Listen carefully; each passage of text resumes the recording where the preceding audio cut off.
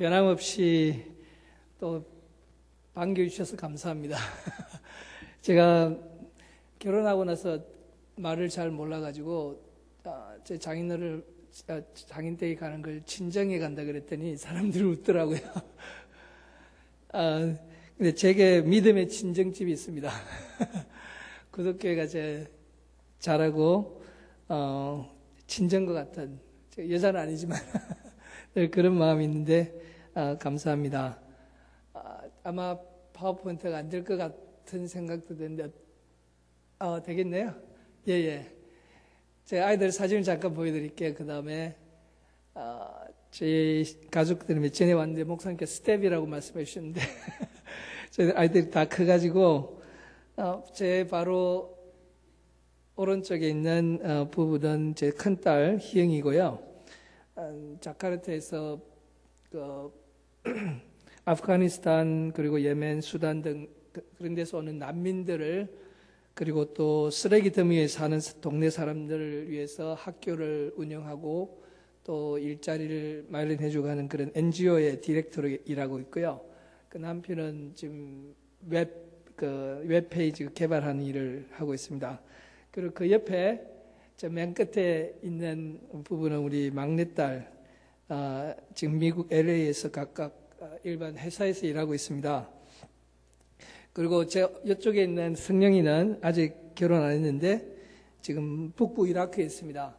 아이시스하고 전쟁이 끝나고 난 후에 고향으로 돌아오는 전쟁 실향민들을 고향에 정착시키는 일을 지금 돕고 하는 그런 NGO에서 일하고 있습니다.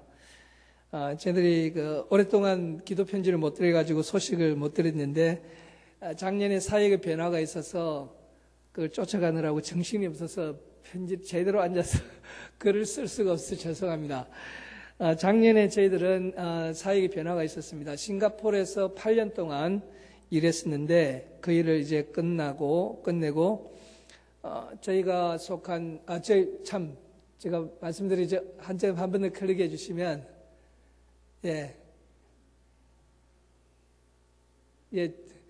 서울에 계신 어머니 인사 드리라고 같이 가자고 차에 타서 같이 가자고 했더니 생각하시더니 가고 싶은데 도저히 자신이 없다 그러시더라고요.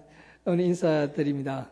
그리고 저희들은 작년부터 이제 작년 말 9월 달에 싱가포르에서 일을 끝나고 새로운 사역을 시작했습니다. 저희들이 속한 외국제선교회의 이제 안에 국제선교동원팀이 있습니다. 이것에 대해서 말씀을 드리겠습니다. 그 일을 지금 리더로서 섬긴 일을 지금 방금 시작했습니다. 이 다음 슬라이드를 한번 보실까요? 그러면 그 일을 위해서 이 사진을 보시면 얼굴들이 보이고 옷들이 보이는데 저희들이 작년 9월에 가서 같이 일하며 찍은 사진입니다. 이분들이 선교지에서 예수님을 믿게 된 사람들일까요? 그 지역에 지금 동북 인도에 가서 찍은 건데 아니면 이분들이 누구들일까요? 선교사들일까요? 그 다음 클릭해 보십시오. 같이 그 다음도요? 안 넘어가는가? 이런 얼굴, 그리고 또 한 번 더. 저게 자기들의 전통 복장입니다. 그리고 한 번 더요. 이 사람들이 선교지 복음을 듣고 예수 믿게 된 사람들일까요? 아니면 선교사들일까요? 예수님 믿게 된 사람 같죠? 네, 선교사들입니다. 저희들이 지금 이 일을 하고 있습니다. 도저히 선교사로 나올 것 같지 않는 사람들을 선교사로 보내는 일을 하고 있는 것입니다. 그 다음 한번 클릭해 주시면, 이 사람들이 저에게 뉴질랜드 사람도 있고, 미국 사람도 있고, 그리고 스위스 사람도 있고, 또 한국 사람도 있고, 또 동북인도 사람들 같이 있습니다. 같이 스텝으로 일했던 사람들입니다. 무엇을 했냐면 아까 그 그룹으로 있는 사람들을 이제 새로운 선교사들을 영입하기 위해서 훈련했던 그런 장면을 찍은 것입니다. 한 20명 이상이 그 동북 인도의 사람들이 선교사로 들어와서 저희 외국 선교사로 같이 일을 하고 있어요. 외국 선교사로 일을 하고 있습니다. 그래서 이런 모습이 지금 선교지 선교사 팀의 모습입니다. 선교사로 나올 것 같지 않는 사람들이 같이 선교사로 같이 일하게 되는데 저희들이 바로 그런 일을 하고 있습니다. 선교사를 파송하는 일들은 주로 전통적으로 미국, 영국, 호주 이런 서양 국가들이나 아니면 싱가포르, 홍콩, 한국 이런 선진국 또는 잘 사는 나라들 가운데서 선교사들이 나와서 가고 했었습니다. 그런데 지금 전 세계적으로 서양 국가들 가운데서 선교사들의 숫자가 점점 줄고 있습니다. 많이 줄었습니다. 그래서 우리 외국 국제선교에서도 옛날엔 영국 선교사들이 제일 많았는데 지금 한국 선교사들이 제일 많아요. 그리고 한국도 지금 젊은 세대 인구가 줄기 때문에 앞으로 나오는 선교사들도 점점 줄 것이다 하는 예상을 하고 있습니다. 그런데 그러면 선교사들이 어디서 나와야 되겠는지 생각을 해봐야 될 것입니다. 그 다음 슬라이드를 보시면, 그 다음에요. 이게 동부인도에서 지금 맨 오른쪽에 있는 사람이, 왼쪽에 있는 사람이 바로, 저희랑 같이 일하는, 그쪽에, 저희 선교사입니다. 그래서 선교 동원을 하는 학생들을 가르치고, 선교사들 동원하는 일을 하고 있습니다. 그 다음에요. 예를 들면, 1900년, 옛날에 세계 기독교 인구 비율을 보시면 생각할 것이 있습니다. 1900년 초에는 전 세계에 있는 기독교 인구의 80%가 클릭해 주십시오. 바로 북아메리카하고 유럽에서 나오게 된 것입니다. 그것이 1900년대 초에 한 번 더 클릭해 주십시오. 유럽과 북아메리카에서 나오는 크리스찬들 기독교인 인구가 80%가 북아메리카 유럽에 있었습니다. 그리고 그 다음 클릭해 주시면 아프리카, 아시아, 남아메리카 이런 지역에는 겨우 전 세계 기독교 인구의 20%만 살고 있었습니다. 그러니까 그 다음 클릭해 주시고 클릭 두 번 더 해주시면 이게 바로 선교를 하는 것은 북아메리카와 주로 유럽 아니면 오스트레일리아, 호주 같은 데서 주로 동쪽으로, 동양으로 선교를 한다든지 밑에 아프리카, 남미로 남쪽으로 선교하는 이런 것이 방향이었습니다.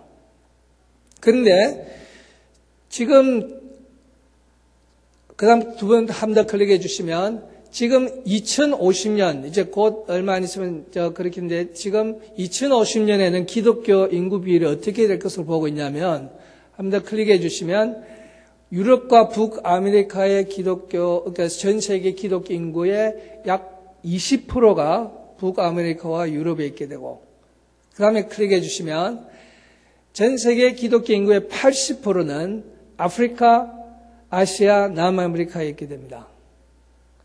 바뀌게 되는 거죠.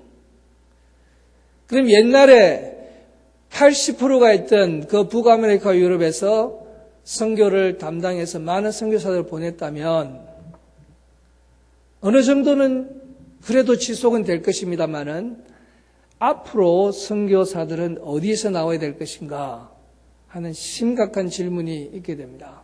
근데 우리 생각에는 아직까지 선교하면 서양에서 나오는 선교사들이 주이고 그 다음에는 우리는 그냥 같이 일하지만 그런 생각이 있는데 그래서 지금 도전되고 있는 것은 뭐냐면 앞으로 선교 동력 자원이 어디서 나올 것인가. 지금 현재 2018년 통계도 보면 이미 전 세계 기독교 인구의 30%만이 지금 유럽과 북아메리카에 있습니다. 나머지 70%는 아프리카, 아시아, 남아메리카에 있는 것이에요.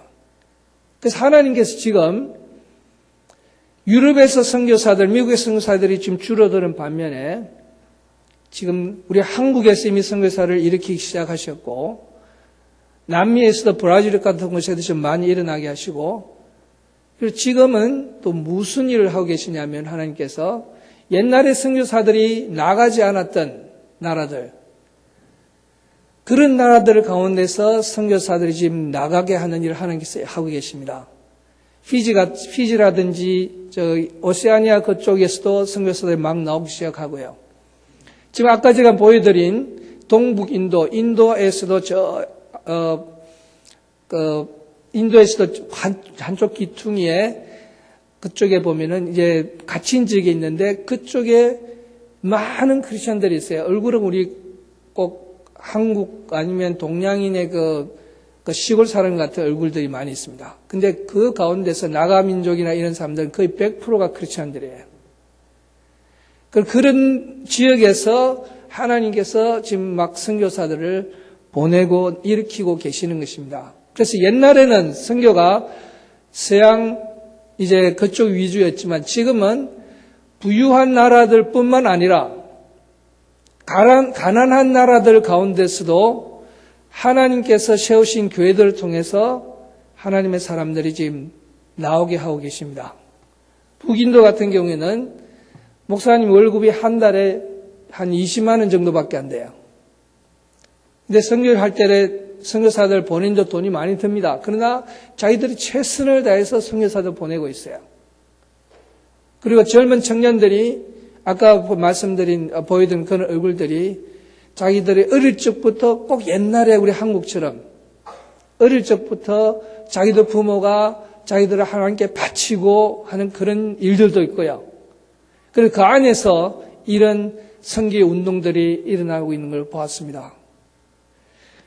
그래서 저희들이 지금 웩 선교 안에 우리 국제 선교 동원팀이라는 이 저희 팀은 바로 그런 지역에 선교사들을 파송하는 일을 지금 계속 하고 있는 것입니다. 그 다음에 슬라이드 한번 보여주시겠어요? 예, IMM에 클릭해 주시고, 예. 영어로 하면 International Mission Mobilization이라고 해서 IMM이라는 사역을 하고 있습니다. 여기는 그 다음에 클릭해 주시고, 약 50명의 선교사들이 같이 일하고 있는데, 한국에 저희들이 본부가 있고, 그리고 이제 세계 7나라에 약 50명의 팀으로 일하고 있습니다. 그래서 제가 보신 대로, 필리핀, 그리고 그 다음에 클릭해 주시겠어요? 예, 계속해 주시기 바랍니다. 서울에 본부가 있고, 그 다음에 필리핀에도 있고, 베트남에도 있고, 태국, 그리고 미얀마에도 지금 들어가기 시작했고요. 동북인도, 그리고 저쪽에 이집트, 그리고 로마니아, 옛날에 앞으로 터키까지도 선교 동원에서 들어가려고 지금 준비하고 있습니다. 그래서 7, 8개 나라의 한 50명 선교사들이 지금 다국적 팀을 이루어서 일하고 있는데 저희들이 그 일에 리딩하는 일을 맡게 되었습니다. 그리고 저희들 본부는 서울에 있지만 저희들은 치앙마이에서 거주하면서 이제 한국에도 좀 더 자주 올 것 같아요. 여기 본부가 있으니까. 그래서 한국과 태국을 오가면서 제 흩어진 팀들을 돌보는 일을 위해서 태국의 치앙마이에 거하면서 이제 저희들이 사역을 하게 됩니다. 지난 10월 달에는 저희 동북인도에서 약 20명의 신임 선교사들을 영입 훈련한 일을 우리가 같이 하게 됐었습니다. 지금까지 약 3년 동안 약 80명의 선교사들이 그 지역에서 들어왔고, 그 다음에 베트남에서도 나오고, 이집트에서 선교사가 나오고요. 지금 각 나라에서 지금 로마니아에서 선교사들이 지금 이리저리 지금 나오고 있습니다. 그 다음 파워포인트를 한번 보여주시기 바랍니다. 이건 나중에 해야 되는데, 제가 사실은, 선교 과연 이것이 가능할까 하는 생각이 있었습니다. 왜냐하면 선교하는 데는 여러 가지 재정도 드는 것 같기도 하고, 이런 나라들 가운데 선교사들이 나올 수 있을까 하는 생각들이 있었는데, 이번에 저희가 결정적으로 생각을 하게 된 것은 바로 이 사진을 나오는 이 자매를 방문하고 나서 제 마음속에 하나님이 확신을 주셨습니다. 이 지금 생일 케이크 앞에 촛불 앞에 앉아 있는 이 자매 아므라라고 하는 우리 몽골 사람인데요. 이 자매는 98년에 저희들이 몽골에 사회 갈 때 교회를 찾아왔습니다. 믿게 된 것도 성령께서 그 마음에 역사하셨어요. 길거리에서 옛날에 술을 파는 일을 밤에 하다가 거기에 시골에서 올라와서 생활비를 위해서 했는데 그것이 공산주의에서는 금지된 일이었거든요. 근데 그것을 몰래 하고 있다가 갑자기 죄책감이 느껴서 자기가 잘못하고 있다는 것을 느껴서 막 몸을 가누지 못해가 주변을 돌려보다가 저희가 있던 교회를 찾아왔어요. 그 당시에는 교회 건물이 많이 없었는데, 그래가지고 같이 이제 복음을 전하고 회개하고 예수님을 믿었습니다. 믿고 나서 한 1년, 2년 됐었을 때 이 자매가 이제 선교사 집에서 이제 도와준 일을 하기도 하고 그랬었는데, 무슨 일을 하냐면은 하나님이 자기를 북한 사람들을 위해서 부르신다는 거예요. 믿은 지 1년, 2년밖에 안 됐는데, 그러면서 성경에다가 한국말로 뭐 쓰기도 하고 막 열심히 하는 거예요. 그래서 저희들은 이게 뭐냐 걱정이 돼서 그러면 성경학교 가서 배워봐라 했더니 성경학교 가서 2년 공부하고 그러면 시골에 가서 그러면 선교를 한다면 교육 개척을 이제 해보라 했더니 저기 남쪽에 고비 사막에 있는 지역 그냥 아무것도 없고 모래만 있는 조그만 군인 도시가 있어요. 거기 가가지고 2년 동안 처녀로 가가지고요. 어린아이들부터 시작해서 교회를 개척했어요. 그러고 나서 간다는 거예요. 그래서 북한에 방문하기도 하고 막 온갖 이야기들이 있어요. 그러면서 결국에는 단동 중국과 그 북한의 접경 지역에 있는 단동에 가가지고 사역을 하기 시작했습니다. 저희들은 저희 원칙상 이렇게 그 자매에게 돈을 해주거나 그런 것도 하지 않았고요. 우리가 기도는 해주지만 하나님이 어떻게 하시냐 했더니 그야말로 일편단심이에요. 한 3년 전에 저희들이 만났을 때 들어봤는데 하나님께서 어떻게 인도하셨고 어떻게 전도하게 하셨고 북한 사람들 만나서 복음을 전하게 하셨고 하나님이 어떻게 모든 필요한 것들을 공급하셨고 똑같아요. 저희 선교사들이 하는 것. 그야말로 그 캐나다에서 오신 선교사님들하고 한 팀이 되어서 일을 하는 것을 보았습니다. 그리고 그 캐나다 팀의 리더가 이제 중국 공항은 잡혀가지고 2년 동안 잡혀 있다가 그 팀은 와해가 되고 나중에는 한 2, 3년 전부터는 북한의 낮은 선봉 지역에 들어가가지고 가서 언어를 배우면서 들어오고 나올 때마다 그냥 우리 들어갑니다. 또 나왔습니다. 서로 연락하면서 주고받는데 이 자매가 한 10년 동안 그렇게 열심히 사역을 하고 작년 7월에 이제 갑자기 배가 아파서 진단을 받았더니 췌장암 말기가 되었어요. 그래서 저희들이 싱가포르 일을 끝나고 나서 꼭 방문할 테니까 기다리라 하고 붙잡아 놨어요.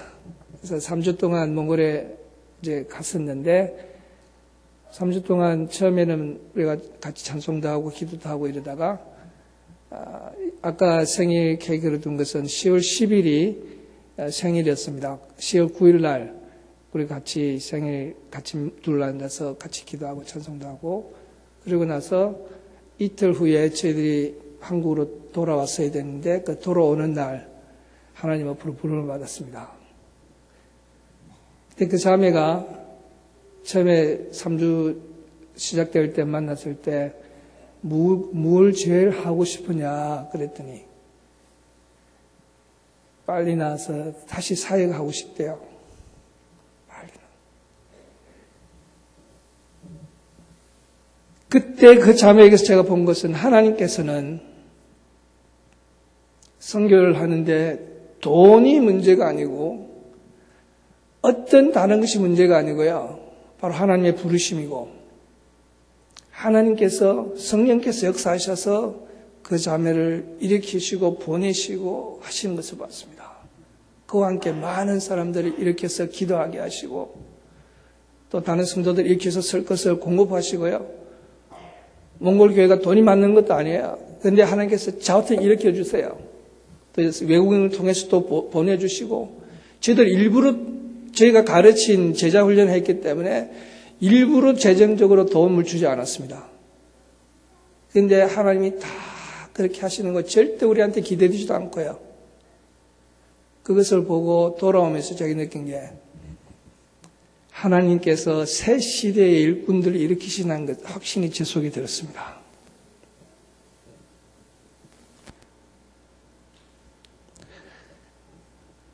오늘 본문 말씀을 생각하고 싶습니다. 잠깐. 그다음 파워포인트 보시면 사도행전 13장은 바울의 1차 선교 여행이 시작되는 것을 보여줍니다. 이것은 다르게 말하면 지경을 넘는 복음의 계속이라고 할 수 있습니다. 11장 특별히 19절 보면 그때 49절 보면 그때 스데반의 일로 복음의 계속을 할 수 있는 것은 그 다음에 클릭해 주시기 바랍니다. 예. 이게 지도인데, 한번 클릭해 주시면, 바로 사도행전 13장이 씌워지기 전에 사도행전 11장에 이 예루살렘 교회가 핍박을 받아서 흩어진 사람들이 이스라엘 바깥인 이 시리아 다른 나라에 가 있는 이 안디옥 도시에 가서 복음을 전해서 거기에서 이제 믿는 사람들이 나오기 시작했습니다. 그래서 사도행 11장 19절부터 보시면 그때 스데반의 일로 일어나 환란으로 말미암아 흩어진 자들이 베니게와 구브로와 안디옥까지 이르러 유대인에게만 말씀을 전하는데 그중에 구브로와 구레네 몇 사람이 안디옥에 이르러 헬라인에게도 말하여 주 예수를 전파하니 주의 손이 그들과 함께 하심에 수많은 사람들이 믿고 주께 돌아오더라 그랬습니다. 이 안디옥 교회에 이제 복음이 이스라엘을 넘어서서 처음으로 이제 다른 나라에 이제 복음이 전파되기 시작된 교회가 이 안디옥 교회입니다.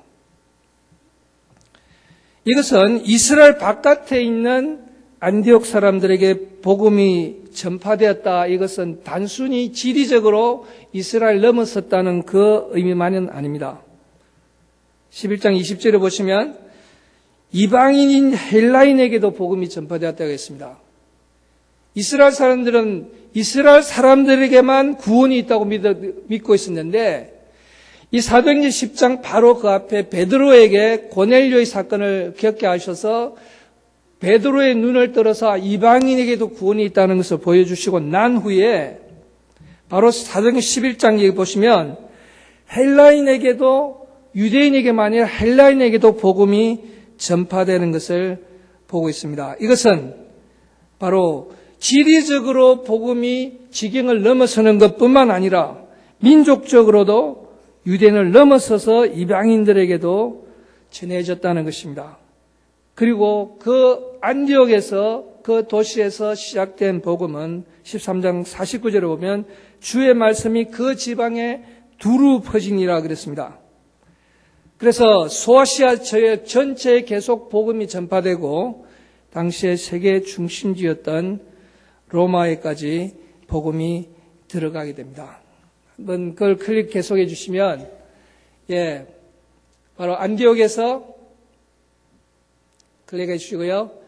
이제 바보라는 그 구브로 섬까지 가게 되고 더 나가서 더 클릭해 주시면 바로 저 비시디아라 지역에 있는 안디옥 거기서 일어난 것을 기록한 것이 바로 13장 오늘 읽은 본문의 말씀입니다. 여기서 우리가 볼 수 있는 것은 다시 한번 복음은 이스라엘 나라에서 이스라엘 바깥으로 지경을 넘어갔습니다. 이 또 복음은 이스라엘 민족을 넘어서서 이방인에게로 지경을 넘어갔고요. 또 이 복음은 예루살렘 교회나 안디옥 교회의 지경을 넘어서서 두루 퍼졌습니다. 더 좁게 말하자면 이 성도들의 마음속에 있는 개인적인 지경을 넘어서서 복음이 나아갔다고 할 수 있습니다. 이스라엘 사람들은 자기들에게만 구원이 있다고 철저하게 오랫동안 믿었던 사람들이기 때문입니다. 복음은 우리만 듣고 교회 안에서 끝나게 되는 것이 목적이 아닙니다. 우리가 들은 복음은 지경을 넘어서서 끊임없이 전달되는 것이며 끊임없이 지경을 넘어갑니다. 복음을 듣고 가만히 있는 사람은 스스로에게 모순이 되는 것입니다. 이 좋은 놀라운 소식, 이 보배로운 소식, 예수 그리스도의 십자가를 통하여 받은 이 우리의 구원의 이 복음을 듣고 우리만 누리고 있다면 그것은 스스로 우리에게 모순이 되어서 우리가 견디지 못하게 됩니다. 이 복음은 한자리에 갇힐 수가 없습니다. 계속 흘러갑니다.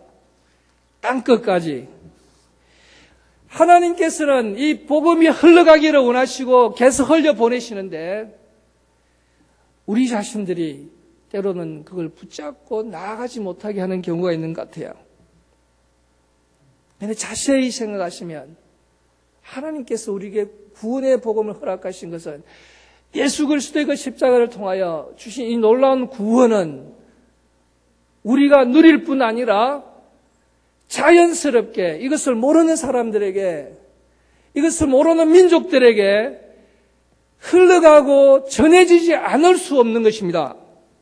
이것이 하나님의 계획이고 하나님이 지금 우리를 구원하신 그 계획입니다.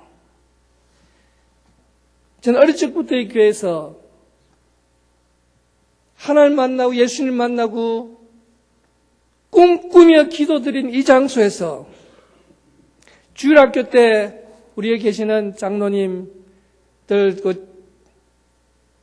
선생님들에게서 배웠던 그 하나님의 말씀이 나타나는 그 하나님의 크심과 위대하심이 단순히 이론이 아니고 바로 실제로 하나님의 그 말씀이 제 마음속에 부딪혔을 때 하나님은 우리 대신동 좁은 이 구덕산 지역의 하나님만이 아니구나. 하나님은 우리 한국의 하나님만이 아니시고 어릴 적부터 성경을 배운 그 성경이 나온 하나님은 전 세계를 창조하시고 모든 민족을 창조하시고 그 사람들 가운데서도 동일하게 이런 구원을 누리기를 원하시는 걸 하는 것을 배운 대로 체험하지 않을 수 없었고 그것에 붙잡히지 않을 수 없었습니다.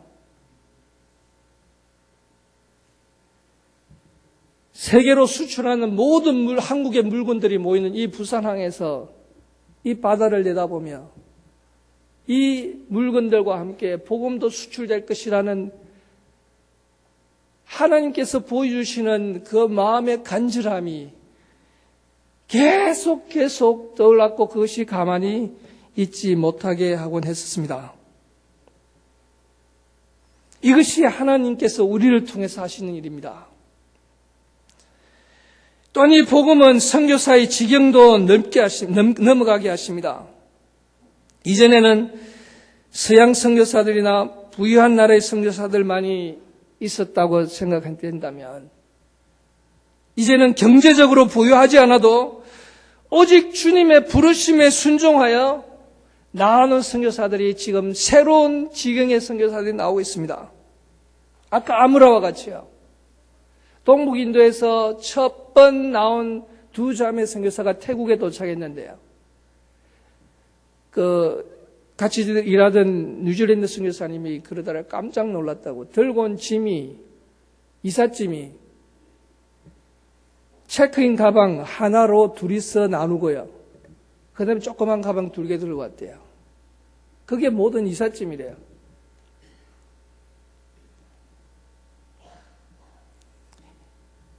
복음은 이 선교사의 지경도 이제 넓게 하셔서 근본적으로 하나님 말씀의 사도행전에 일어나게 하셨던 것처럼 하나님께서 주도하셔서 성령께서 사람들의 마음을 움직이시고 성령께서 사람들을 일으키셔서 하나님께서 능력으로 하시는 것을 지금 보여주시는 것입니다.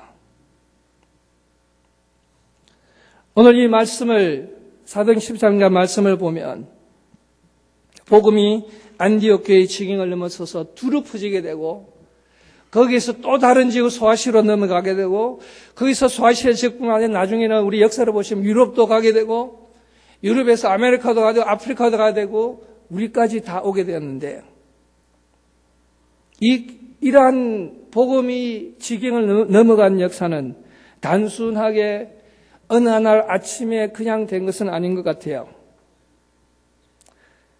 사도행전 13장 읽은 우리 본문의 첫 부분에 보면 하나님께서 이 안디옥 교회에 복음이 지경을 넘어가게 하신 그 모습을 보여줍니다. 어떤 식으로 하셨느냐? 안디옥 교회에 선지자들과 교사들이 있으니 곧 바나바와 니게르라 하는 시몬과 구레네 사람 루기오와 분봉한 헤롯의 젖동생 마나인과 사울이라 주를 섬겨 금식할 때에 성령이 이르시되 내가 불러 시키는 일을 위하여 바나바와 사울을 따로 세우라 하시니 이에 금식하며 기도하고 두 사람에게 안수하여 보내니라 했습니다. 한번 파워포인트 클릭해 주시기 바랍니다. 이 복음이 지경을 넘어가게 하는 교회, 이 안디옥 교회는 어떤 모습이었는가 클릭해 주십시오. 예. 첫 번째로는 1절에 선지자들과 교사들이 있었다 했습니다. 바울과 바나바는 정말 좋은 교사들이었고 그 외에도 다른 흑인도 교사로 있었고 국제적인 팀을 이루어서 말씀을 가르치고 하는 교사와 선지자들이 5사람이 있었습니다. 그리고 이 말씀이 풍성하게 전해지고 그 말씀이 그냥 끝나는 것이 아니고 이 안디옥 교회가 처음으로 거기서 그리스도인이라는 명칭을 얻게 됩니다. 그 이전에는 예수님을 이 사람들을 예루살렘에서도 뭐라고 할 줄은 몰랐어요. 근데 이 안디옥 도시에서 희한하게 다르게 사는 사람들 보니까 그리스도의 사람들이라 해서 그리스도인이라는 명칭을 처음 주게 된 것입니다. 그것은 하나님 말씀이 그들의 삶에 구체화되어 나와서 사람들에게 보여졌기 때문에 새로운 이름을 주게 된 것입니다. 그래서 이 안디옥 교회는 하나님 말씀이 풍성했었습니다. 그리고 두 번째는 클릭해 주십시오. 2절에는 주님을 섬겼습니다. 주님을 섬겼다. 주님이 나를 섬기는 것이 아니고 우리가 주님을 섬기는 것입니다. 섬긴다는 것은 내가 원하는 것을 하는 것이 아니고 그분이 주님이 원하시는 것을 따라서 하기 위해서 기다리는 그런 자세입니다. 이것은 겁이 나서 그런 것이 아니고 주님을 사랑하고 우리를 구원하신 그 예수님이 너무 감사하고 사랑하고 싶어서 그 주님의 뜻을 이루어 드리려고 항상 준비하는 마음, 이것이 주님을 섬기는 그런 마음이 아닐까요? 그 주님을 섬겨서 세 번째로 클릭해 주시면 금식할 때에 이렇습니다. 금식한다는 것은 기도한 것이죠. 주님과 영적 교통이 있었습니다. 이것은 주님의 도움을 원하는 기도뿐만 아니라 주님의 뜻을 알기 위한 금식하는 기도입니다. 우리 한국이 옛날에 어려울 때 우리 구독교에서도 그래서 부흥의 모습을 기억합니다. 제가 중학교 1학년 때, 국민학교 6학년, 초등 6학년 때 우리의 삶이 어려우니까 하나님을 향해서 부르짖고 그런 시절이 있었거든요. 근데 그것만이 아니었습니다. 사람들이 회개하고 잘못을 내어놓고 어떨 때는 뭐 귀신도 떠나가고요. 사람의 온 몸을 뒹구르고 하는 것도 봤고 많은 사람들이 깊은 기도에 들어가는 것을 보았습니다. 기도할 때에 무언가 있는 것을 하나님과 그 주님과 교통하고 싶은 갈망, 열망, 그것이 누가 시켜서 그런 것이 아니고 성령께서 그대로 마음을 일으키시고 마치 잠이 안 오면 교회 안에서 밤새도록 앉아서라도 기다리는 그런 마음으로 금식하며 기도했죠. 또한 그럴 때 한적더발클리서 3절에 성령이 이르시되 하나님의 부르심을 위한 성령의 음성이 있었습니다.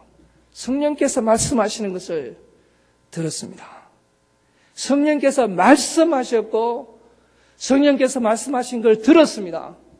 하나님의 말씀을 들을 때 그것이 단순한 교육이나 이론이 아닌 실제로 우리의 삶을 움직이고 우리 개개인에게 직접 말씀하시는 것처럼 우리의 깊은 영혼의 잠을 깨우기도 하고 우리의 영혼을 그야말로 뒤집어 놓기도 하고 가만히 있지 못하게 하고 하는 그 성령의 음성이 들렸고 그것을 들으면서 있었을 때에 3절에 보시면 가운데 계시면 두 사람에게 안수하여 보냈습니다.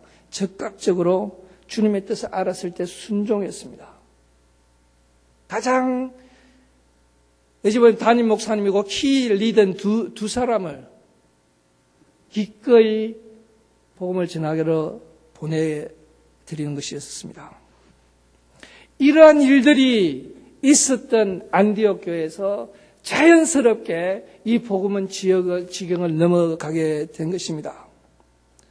오늘 우리 구덕교회를 통해서 하나님께서 이렇게 멋진 교회를 세워주시고 아름답게 하신 것은 저는 분명히 믿습니다. 하나님은 우리 구덕교회 역할이 우리 모든 성도 한 사람 한 사람의 역할이 모든 그리스도인이 그러하듯이 이제 우리 한국이 조금 잘 살게 되었다고 우리만 편하게 된 그것이 아니고 우리 주변에 아직까지도 복음을 모르는 사람들에 대한 우리의 영혼의 갈망이 있어야 되고 영혼에 대한 불쌍히 여기고 긍휼히 여기는 예수님의 눈물이 우르게 있고 또한 우리같이 한국 사람들처럼 옛날에 복음을 듣지 못하고 온갖 잡신을 숨기고 있던 우리 한국 사람들처럼 아직까지도 영혼의 참으로 갈 바를 알지 못하고 헤매고 있는 그 민족들을 향해서 우리 젊은 사람들이 일어나고 기도가 일어나고 사람들이 이 가운데서 하나님의 새로운 일을 일으키시게 하여